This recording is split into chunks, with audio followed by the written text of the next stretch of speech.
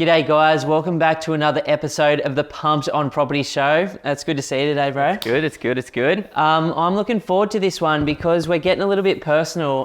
Simon's got a super interesting project at the moment that he's working on. That's just a unique strategy where there was a little bit of a change in one council area in Brisbane at the moment. Simon's sort of the guinea pig that's going through it at the moment, but there's a couple of other clients that we're helping through this strategy at the moment, which is kind of that combined strategy that you and I both love.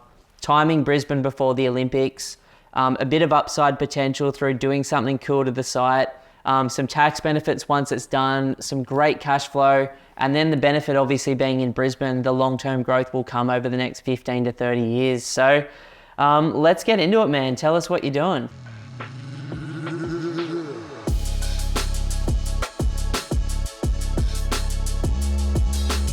Yeah, if there ever was a silver bullet, I would call this it. This is about as good as it gets. It's really cool because, me and you have always talked, and same with some of my friends as well, that my long-term intention as a property investor is to get into some property development.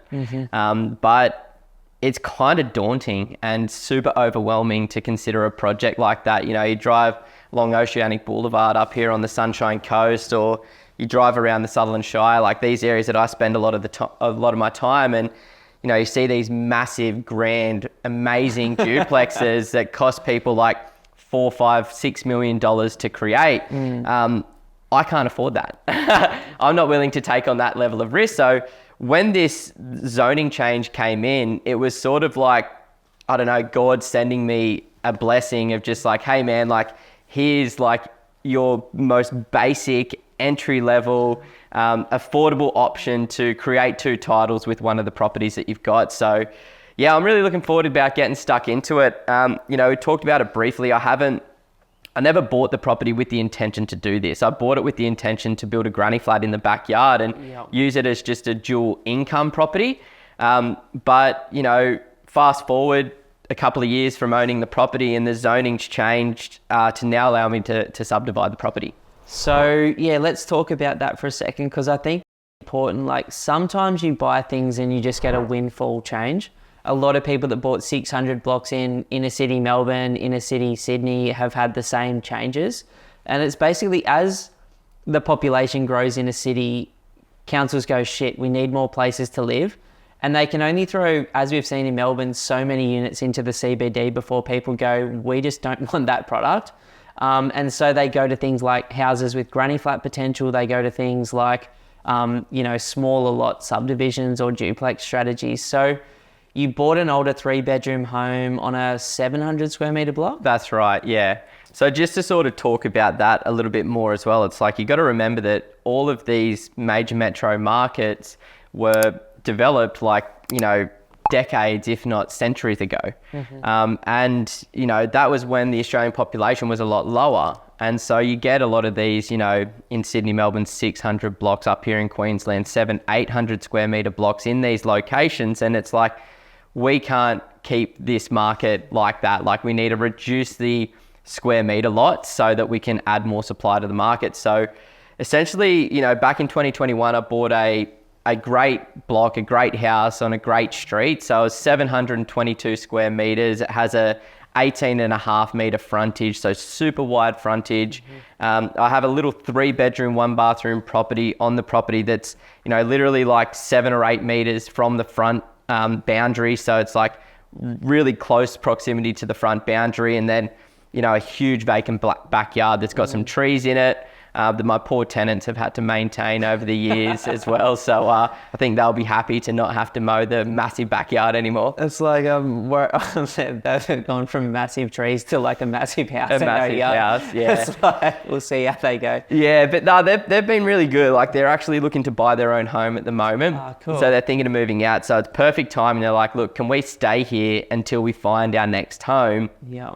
And I said, yeah, if you let me build in the backyard. And they were kind of that's sweet. That's cool. Let's do it. So, essentially we get a letter from our Pam from Sunshine Coast, and she basically said that, hey, if you have any clients that have bought properties on 700 square meter blocks, get them to reach out to me, because we may be able to look at doing a bit of a project on those ones if your site meets those requirements. So I sat down with Pam and she was like, yep, yours is the ideal site to do this type of project.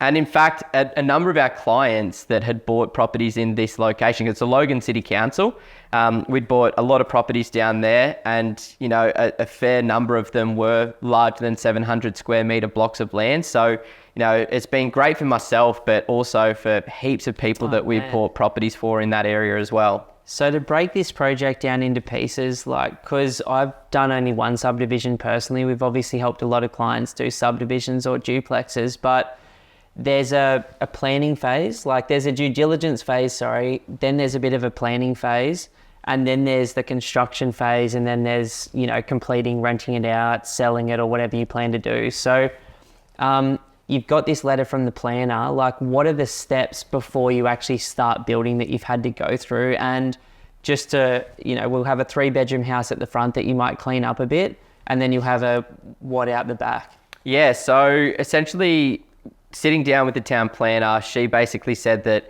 you need to build this property in alignment with these requirements. So I organised a meeting with the town planner and our builder. And we sat down and said, okay, well, we need to design a property that I can build in the backyard that's in alignment with these. So it needs to be certain setbacks off each of the boundaries. It needs to have parking. There's a lot of different things that you need to add into there. I won't go into the nitty gritty of everything because obviously, there's a lot that you need to take into consideration. So, but you'll end up with a 3-bedroom, 2-bathroom home out the back and a 3-bedroom, 1 or 2 bathroom out the front. That's right. But I could have gone bigger if I wanted to. I just decided based on the amount of money that I have to invest that I'll just do a 3-bed, 2-bath in the backyard. And as you said, just tidy up the front dwelling as well. Now, I bought that as a renovated property because I was sick to death of owning renovators. So I just wanted something low maintenance. It's in good nick. It's in good nick to sell straight away if you wanted to without doing too much, hey? I recently had an agent call me saying that he's got an offer at 720 on that property as it stands right now.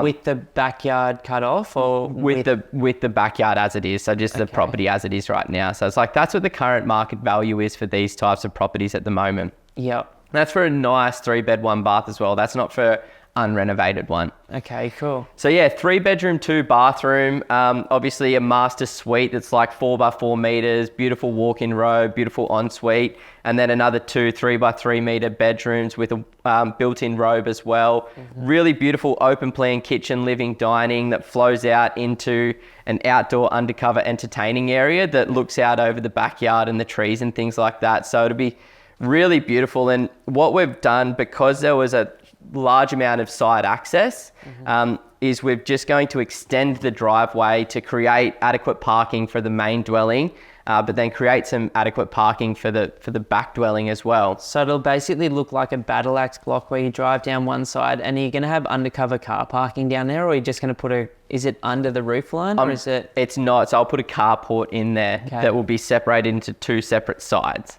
Oh, beautiful. So one will be for let's say, 20A, the other one will say 20B or whatever like that. Okay.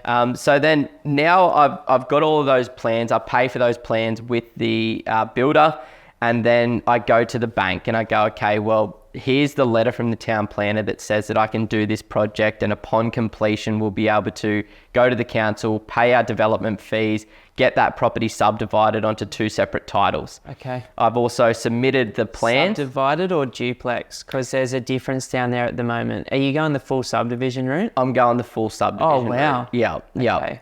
And so with... Oh, wow. Yeah. So they'll be on 2 completely separate titles at the end of the project. Okay.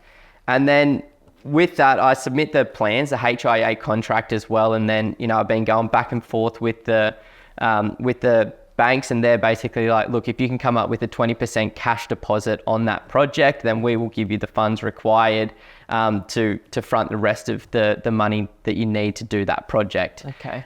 So that's all in the process now, should be approved within the next couple of weeks, probably approved by the time this potty comes out. And then I'm hoping to start construction in late October. And you'll rent the front house out the whole time, fingers crossed, that construction's taking place? Yeah. And, obviously you could have done it as a duplex, I think, or a subdivision? Why did you sort of go down the subdivision route versus like the subdivision? From my understanding, the difference is you get two completely separate titles and it costs a fair bit more. The duplex is there would have to be a body corporate set up between the dwellings, but the cost of doing it's way lower. And you can still, in both instances, sell them separately. So why did you decide to go down one route versus the other? Well, it was like $36,000 based on what the town planner told me that the government's asking for to subdivide the lot. So Not a bad little racket they got going on. No, I know, right? They definitely asked for it at the end of the day, but understood, right? Like we're creating more supply. They've got to, do all of their things for that as well. But It is what it is. So It was just the option that we decided to go down, and it just keeps things a little bit separate when reselling them. I love that. Because, I'm not 100% sure what I'll do, because at the end of it, the main dwelling will be like a 3-bed, 1-bath on a 350, 370 square meter block. Okay. So that should rent for about $550 per week as it stands, whereas the back one will be about probably around $650 per week in rent. So it's cost me around like $380,000, $400,000 all up to do that project. So I'll just see how the market goes between now and then, but I am considering maybe selling the front and paying off the debt that I had to do the construction, and then maybe keeping the back, because obviously there'll be some kick-ass depreciation benefits. It will rent for a lot more than the main dwelling as well. But I'm not too sure. I'll just wait and see. Like I've got, wife on maternity leave at the moment, little one at home. I don't want to put ourselves under too much financial pressure where we are holding on to a lot of debt. So I'm just weighing up the pros and cons. If she decides that she wants to go back to work, then maybe we'll look at keeping it. But if she's thinking, I'd prefer to just be a stay-at-home mum, which I'd love to give her the opportunity to do that, then, I'll probably look at selling it. So I'll just have to wait and see where things are at, where the market's at, where we're at as a household by the time that one comes to completion. But at this point in time, the conversations between me and my wife have been sell the front one, keep the back one, and then see how things go later on. And how's the builder and the planner setting expectations for how long it will take from October if the slab goes down before Christmas? They expect handover to be before Easter next year if we start in late October. And, they're got a lot of projects in the pipeline at the moment. So they're like, look, we're going to only take 1 week off over the Christmas New Year period. So it shouldn't halt the build too much. And, fingers crossed we don't get too much bad weather that's going to hold things up. But it should be about a 5-6 month build time. And what have you learned through this process that you didn't kind of expect? Like, has it been simpler or harder than you thought of? Because sometimes when we're both starting out, like the idea of subdivision and building brand new and cleaning up a property and town planners and stuff is scary. But you look like you've done this with ease, considering all the other shit you've had going on in your life lately. Yeah, I guess it's attitude, right? Like, there has been some things that have like come up that have been a little bit challenging. My initial feedback from the banks was like, no, we're not going to give you the money for the project. But then, so then it's, you get beaten down. But, for me, this is my journey as an investor. Like, there's no perfect path. There's no like easy journey. Like you get battered and bruised along the way, and it's just like, how are you going to deal with that? Are you going to let them affect you and stop you from doing what you should be doing, or stop you from becoming the person that you want to become? Or are you just going to deal with it, solve that problem, move on, and do what you said you were going to do? And it's like, for me, it's just an attitude. Like I've got an attitude of gratitude. I'm grateful that the zoning changed and that I'm allowed to do this type of project at a relatively affordable cost in comparison to what I thought it was going to cost for me to do a subdivision. I love that. So, it's just mindset. I'm showing up, and yes, there's challenging parts, but at the end of the day, all you got to do is sit down with your team of advisors and hash things out. Remember Dad's old motto with his business, there's no problems, only solutions. Yeah, I love it. And like, I just try and operate like that as well. And it's like, for me, yes, there's been challenges, but it's so much easier when you have the right team of advisors. It's exponentially better. Like Pam is a gun. Obviously, Sean and Linton, the builders, are absolutely guns, and they shield us, and their job is to shield us from 99% of the pain, right? Like their job is to be the expert and to hold your hand all the way through it. Yeah, and the other positive thing is like someone's already done one of these in a neighbouring suburb and sold it. So there's like comparable sales that are already coming through that just look incredible. Like someone else built a 4-bed, 2-bathroom house in a much lower quality suburb of Logan and sold it for like $750,000, and they tidied up the main house, still a 3-bed, 2-bath.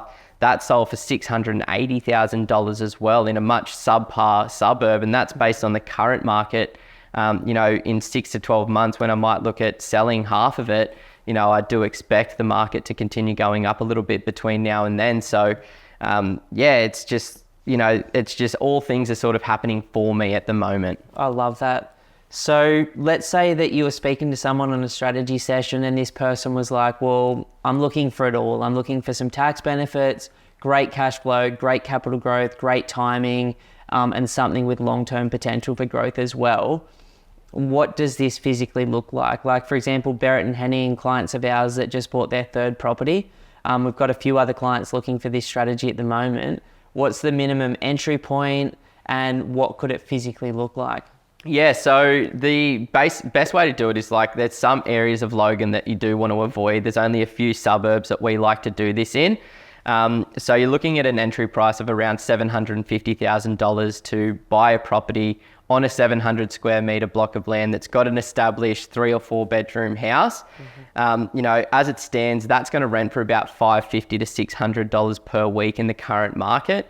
And if you work closely with your property manager, you can put a special condition in the lease to make sure that you can continue renting that main dwelling while construction's occurring in the backyard. That's important. Now, it depends on what you want to build. Like I'm building a smaller 3-bed, 2-bathroom property because that's what I can afford. Yeah. So that was looking at around $400,000, maybe a little bit less depending on the level. Like I added a few extras to make, even though it's smaller and a 3-bed, 2-bath, I've gone like higher ceilings, stone bench tops. I've done a wider entry. I've done bigger bedrooms. I've done a bigger outdoor entertaining area. So higher spec, so it's higher cost, but you can do it at a more affordable price potentially. So about 2,000 to 2,200 a metre squared, roughly. Yeah. I'm not too sure what Barrett and Henning are thinking doing, but last conversation, they're like, I want to maximize it. I want to do a 4-bed, 2-bath. So it just depends on what you want to do. So if we're looking at that, let's assume that you spend $400. So you got a total project cost of say 1.15 plus all of the council costs, which let's assume it's between $30,000 to $50,000 for that. Yeah. So we're sort of looking at about 1.2 entry costs for this entire project. Yeah. Now, once completed, you should be able to get, $550 to $600 for the main dwelling. And then if you're building a 3-bed, 2-bath, you can get about another $600 to $650 in the backyard. So you're getting around $1,200 per week of income.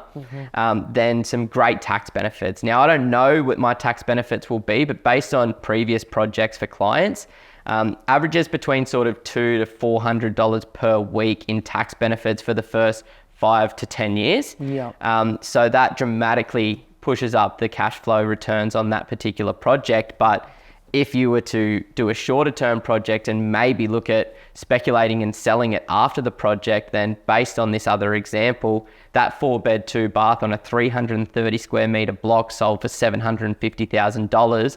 And then the 3-bed, 2-bath on a 400 or so square metre block sold for $680,000 in the current market. So just a bit under $1,450,000 in total, which is a $250,000 difference, which is either immediate equity, or if you're looking to hold it longer term, or for those people like Barrett and Henning, when they came to us, both engineers, I think, or one of them's an engineer. Henning's an engineer. Barrett's just started a new job. I can't remember what she's doing anymore. But yeah, social work or something. Those guys basically bought their first property with us, which was an investment where they did a granny flat and a renovation. Then we bought them their own home. And now they're sort of back at it again. They've basically decided that they don't want to be working full time anymore, that they want to take the next 12 months off and that they want to do projects for income. And so for them, when we told them what you were doing, they just sort of slipped into that idea. And the idea for them of making $150,000 after all of the costs and taxes that they'll pay in the next couple of years was like a really good subsidy to one of them going to work full time, which is great. And as I said, like that project can be done in sort of 6 months if you manage the project really well. Yeah. But obviously you need to talk to your accountant about like how to best, set that up and when you sell the property and things like that. Of course. But yeah, like they're looking at doing that because then that supplements a massive amount of their annual salary, and then they can push that money into the next project, which is what I'll likely do as well.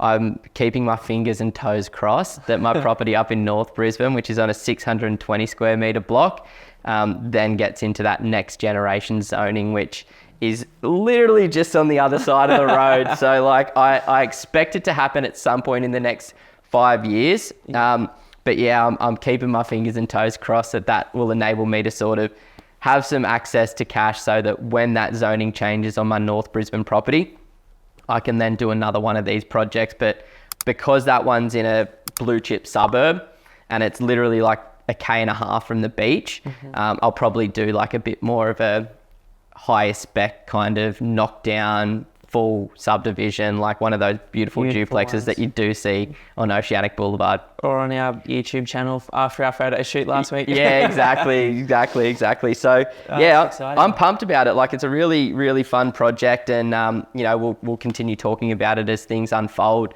And we'll see what it ends up being worth at the end of it, and how it all comes together. But yeah, right now I'm pretty optimistic and positive about it all. Maybe by the end of construction, I'll be pulling my hair out of it. I'm not doing this again. Getting the approvals and the certifications and the town planning sign off is for me the hard part. Like passing it over to the builder, like you see what these guys are doing for all of us at the moment anyway. And they're motivated to get paid as well, and they only get paid when they do their project. Exactly. But what's your strategy now, I suppose, going up a level? So in the past, when you first started as an investor, it was always get your own home close to the beach for the lifestyle benefit. Maybe have a property or two that you own outright in the future just as a rainy day passive income stream. And then you always said that you did want to do these sorts of things on the side as well for chunks of cash that you can't save through your job/fun. Now that you've obviously got a bulb, stage of life is changing a lot, and you've gone through, 4 properties in 5 or 6 years. What do you think the future would look like if it all worked out for you, like in terms of strategy and fun? You just nailed it. It hasn't changed. So it's still to get my own home debt-free as soon as possible. Like that is my number one goal, because it just sucks having to pay interest on your principal place of residence with no tax benefits. It is costly. Sucks, yeah. It does, but it takes time to pay that down as well. So that's my goal, and then always to hold 2 residential properties debt-free as well that generate around $100,000 to $150,000 per year of cash flow. Okay. So that's like my goal. Like that hasn't changed, and that will always be my plan. Stuff. That's my foundations. But then these projects, if I find some success there, and if I enjoy doing those types of projects and I want to continue pushing that envelope, then I'll continue look at doing these short-term projects. And, I'm not too greedy. I'm not going to do massive, ridiculous projects. I'm going to do what I can afford, what I can safely justify doing. And, hopefully through those projects every 2 to 3 years, maybe generate another 100 to 200K worth of income per year off the back of those projects net. So that could be like a beautiful home that you knock down and rebuild, like an acreage site that you and Tay have fun doing, a duplex site, a subdivision, just simple land development, going to like completely, bring you under, but they'll allow you to keep moving forward and paying down other properties as well. Yeah, like I don't want to get into this, $5+ million projects. Like it's just a lot of interest to pay, a lot of debt to hold throughout the project. And, as we've seen in the past, like we have good years, bad years and flat years. And it's like it can be really tricky to know exactly when those things are going to come. Obviously you can look at the history, but at the end of the day, nobody can predict the future. So you just got to make your most educated guess. So I am relatively conservative there. Like I've always said, I'm not a fan of debt. I just understand it's a necessary evil to get to where I want to be. But my intention isn't to do like these big, super expensive projects that could be like what, allows like what makes me break and makes me not want to invest in property anymore. Like I don't want to do that. I just want to keep it safe, affordable, with decent returns on the back end of it as well. But that's where I'm at right now. Like, you know, give me 5 years and I've done three or four developments. I might be, you know, at a level where I feel confident enough and experienced enough to go for it. No, I'm super grateful. Like, thanks for sharing like that detail. And, you know, it is possible right now to do things like this. I don't know how long that window will last before the market prices it properly. I know on some of the beaches in North and South Brisbane, there's options like that as well for people that have a slightly higher budget too, where you can do these things for like 900K to $1 million in terms of buying those sites with subdivision or duplex potential in the future. So it's really cool, man. Like I did one a few years back, but it was before we met Pam. And I think I had a bit going on in my life at that time, and I was just kind of like, but now like years down the line and like just watching how easy it's been for you with the right site, it's really exciting. And, you know, it's cool to see people's ability to make short-term equities is back in the market, because we haven't seen that for about 5 years on the east coast of Australia. So it's nice that there's little windows and pockets of opportunity again too. 100%. Now handing it over to you, like what's some positive news? I know what it is, but I am excited to share this publicly for once. Yeah, so I was just Googling around this morning like I do, and obviously we know all the major banks and media outlets are forecasting interest rates to come down, but I stumbled across a press release from the Reserve Bank on their website, and they're expecting, like they're saying this publicly and openly now, that their rate will come down from 4.35% now to about 3.25% by mid-2026, which as a retail investor puts my interest rates at between 4.9 and 5.5%. So to me, as someone who's been stuck on 6.5 to 7% rates for the last few years, it's just a hell of a relief. Like 1% or 2% on $1 million in debt is 10 to 20 grand a year. Like it's big savings for my family and for many Australians out there. So you might be able to start shopping at the farmers markets again and stop shopping at Audi. No. Exactly. I want to get some of that farmers market meat. Seriously, but you know, to flow on from that as well, like the gold nugget of the week as well is just a forecast. We recently did a video where we looked at Domain, KPMG, NAB, the Australian Financial Review, and their predictions for Australian property prices in 2025 and 2026. Now, across the board, they're all bullish on the Australian property market. Way more bullish than I was expecting. Obviously, in that video, we go into the reasons why all of these predictions or forecasts could come to fruition. At the end of the day, we don't know. But like, you know, looking at Domain, even between now and June of 2025, they expect Perth to go up by more than 8%, Adelaide by more than 7%, Brisbane by more than 6%, as well as Sydney. And the Goldie expected to bounce back and start going up again as well. Then KPMG in 2024, they're expecting the national average to go up by 5.3%. In 2025, the national average to go up 5.6%, with rents to continue to rise between 4 to 5% over the next couple of years as well. Then they went on to suggest in 2025, the split between the capital cities was like Perth above 5%, Brizzy above 5%, Melbourne top performer above 6%. Welcome back, Melbourne, if this happens. And Adelaide above 5%, Sydney above 5%. So as I said, across the board, all of these markets looking to do well according to these analysts. Same thing goes for NAB. Their analysts are predicting the most bullish returns over the next couple of years, with Perth potentially going up over 20%, Brisbane over 12%, Adelaide over 12%, Sydney over 8%. So, you know, that makes me excited. Obviously, big time. We'll have to wait and see. You know, we've consistently done our property market predictions based on what all the analysts are expecting. And what we've always noticed is they're always more conservative than they are bullish. So these are... Yeah, I think when we're looking at the SQM ones and things like that for early this year, they were saying 3 to 7% was their expectation for Brisbane, who's done 16%, Townsville that's done 16%, Perth that's done 20%, Adelaide that's done 15%. I think the expectation from Sydney was -4 to +3, and it's done 9%. So take it all with a grain of salt. Like, I just see us as a vehicle for like, because I'm obsessed and so are you with like having a look at what all these different people are saying. We're just a funnel to bring that information through, and I've got no idea what's going to happen next. Neither do any of these guys. But, you know, I love that they throw it out there. I love that they put it out there, and it normally ends up being somewhere in between based on the availability of money and how people are feeling. And for the first time in years, people are starting to feel pretty good about all this stuff again, which is great. Yeah, love it. Have you got a teachable moment? Maybe you start, so I'll come back. I just wanted to say I've been like, Simon's been carrying mine's a funny as one, eh? So I've just been doing heaps of renovations on the house, and I can't wait to bring that video to everyone and show you like what I've done, because I've basically created my dream home, or close to.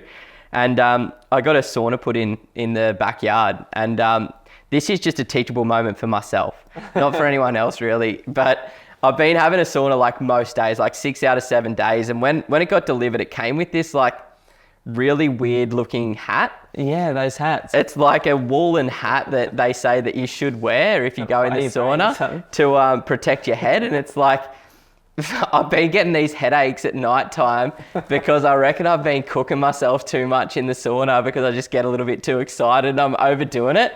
And I'm like trying to drink all this water and trying to get over it, but I'm like, bro, just stop trying to look good in the sauna by yourself and throw one of these weird ass little woolen hats on, and hopefully that'll fix the problem. Do you know what? It's so fucking funny that you say that, because me and Jackson, the first 3 weeks we got the sauna, I had a sauna every day, sometimes twice a day. And then I read that like 3 to 4 saunas a week is heaps, and you can properly cook yourself. Yeah. So I went back down to like 15 to 20 minute saunas, and just like every second day.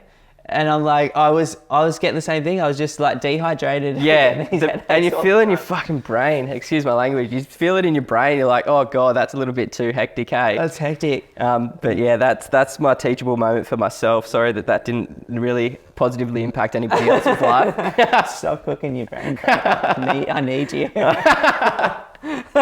No, I think my teachable moment's similar to the one that I said in the last potty, which is just, I'm going through a huge point in my life at the moment of just like remembering to re-surrender.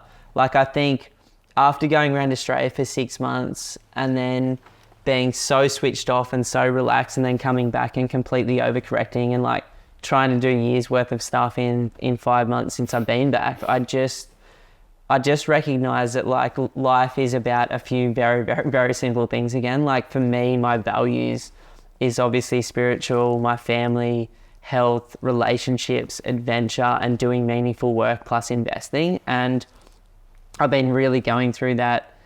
What is the minimum dose for these things again? Remember how we had the Bruce Lee thing? It's not the daily increase, it's the daily decrease. Like, hack away at the unessentials quote on the wall for years in the office. Mm-hmm. And I feel like I'm back to that. It's like, what really matters. And now that I've bloody injured myself again, I'm just like getting that message of like, man, like it's really fun to do 10 things, but like if one of those things results in like 9 of those other 10 things like not being able to be done, like what really matters? How important is that one thing? I love it. And just remembering I'm almost back at the start of my journey again of going like, man, the kids are young once. Yeah. Like there's just so much time, you know, for other stuff in the future, but now is the time for like adventuring and loving life with those little guys. So it's like, that's where I'm at the moment. Consistency over effort, like that's something that I've always come back to as well. And it's just like, you know, as ambitious, goal-oriented people that are always battling their mind that's trying to tell them to do more, then you got your body and your family trying to tell you to do less. And it's like just consistency over effort. Like what is unessential? Get it out of your life. Yeah. What is essential, and just focus on those things. But it's not easy, hey? No, I find it's probably the trickiest thing for my personality type, because I just get so excited and then also anxious sometimes too. And when the anxiety comes on, I try and control. And sometimes by like planning more for the future, or this month or this week, or putting more structure in my calendar or more things on my task, in that anxious moment, it feels like, yes, I'm like back in the driver's seat, when in reality it's taking me further away from that, because when I actually like start settling back down again, it can be like, whoa, I'm just doing way too much again. And it's just cool, like the ebb and flow of the mind, my mind and stuff. And it's just really simple. It's like between now and the end of the year, we got some exciting things. Like we're moving into the new office, which the fit out will start very soon and be done by Chrissy. Have a sick gym in the office, like have a sick space. Got an incredible new team member coming on shortly as well, who's just an absolute baller. He'll be great on camera for you guys to learn some cool stuff from as well. And yeah, just knowing the investment side of things are pretty set at the moment outside of the commercial building that we just bought. And I love that. It's just enjoying it. No, it's so nice to hear, man. It's so funny, like our slow years are so massive still. It's just like, oh God, maybe one day we'll actually do what we say we're going to do and slow down. But I don't know, man. Like there's a time in your life for like doing stuff, and it's when your body's able to. Like I was at the physio this morning and this guy walked in.